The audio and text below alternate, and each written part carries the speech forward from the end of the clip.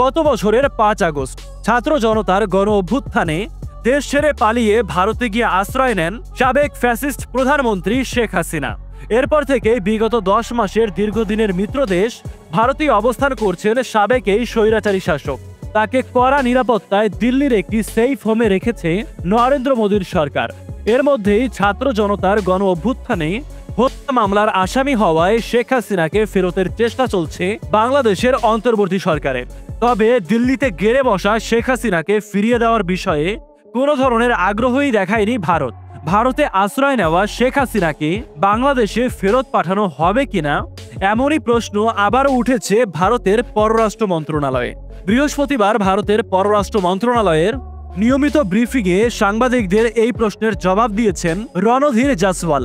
এই সংবাদ সম্মেলনে এক সাংবাদিক ভারতের পররাষ্ট্র মন্ত্রণালয়ের মুখপাত্রের কাছে প্রশ্ন করেন, শেখ হাসিনাকে ফেরত চেয়ে চিঠি দিয়েছে বাংলাদেশ। এই বিষয়ে বাংলাদেশকে কোনো জবাব না দিয়ে এখন পর্যন্ত নীরব রয়েছে ভারত। এর জবাবে শেখ হাসিনা প্রসঙ্গে কোনো কথা না বলে এই বিষয়টি এড়িয়ে যান রণধীর জয়সওয়াল। কৌশলী জবাব দিয়ে তিনি বলেন, আমি আমার জায়গা থেকে বিগত সময়ে অনেকবার বলেছি, বাংলাদেশের সঙ্গে আমাদের সম্পর্ক অনেক ভালো। দুই দেশের জনগণের আকাঙ্ক্ষার ভিত্তিতে আমরা বাংলাদেশের সঙ্গে একটি ইতিবাচক ও গঠনমূলক সম্পর্ক চাই। রণধীর জয়সওয়ালের এমন কৌশলী জবাবই বলে দেয়, আপাতত গণহত্যাকারী শেখ হাসিনাকে ফিরিয়ে দেওয়ার কোনো ইচ্ছাই ভারতের নেই। আসলে প্রতিদান হিসেবেই বাংলাদেশের সঙ্গে ভারতের সম্পর্ক খারাপ করে হলেও দীর্ঘদিনের মিত্র শেখ হাসিনার পাশে দাঁড়িয়েছে ভারত সরকার।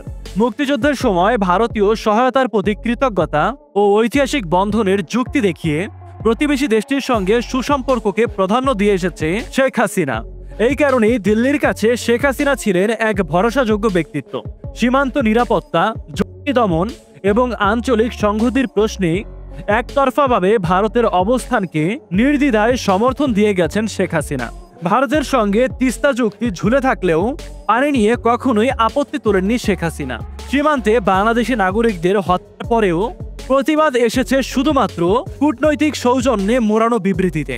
ভারতের পণ্য পরিবহনের জন্য ভূখণ্ড ব্যবহারের অনুমতি, একপাক্ষিক বাণিজ্য ঘাটতি মেনে নেওয়া, এমনকি ভারতীয় বিনিয়োগকারীদের বিশেষ কর ছাড়ের মতো সুযোগ সুবিধা দিয়ে এসেছে শেখ হাসিনা। অভিযোগ এসেছে দীর্ঘদিন ক্ষমতায় টিকে থাকতেই আঞ্চলিক প্রভাবশালী প্রতিবেশী ভারতকে এমন দৃষ্টিকটু সব সুবিধা দিয়ে এসেছে শেখ হাসিনা। বাংলাদেশের স্বার্থবিরোধী হলেও ভারতের বিপক্ষে যায় এমন কোনো সিদ্ধান্ত কখনো নিতেন না তিনি। এমনকি এটাও অভিযোগ রয়েছে যে দিল্লির স্ক্রিপ্টের মাধ্যমেই বাংলাদেশ পরিচালনা করতেন তিনি।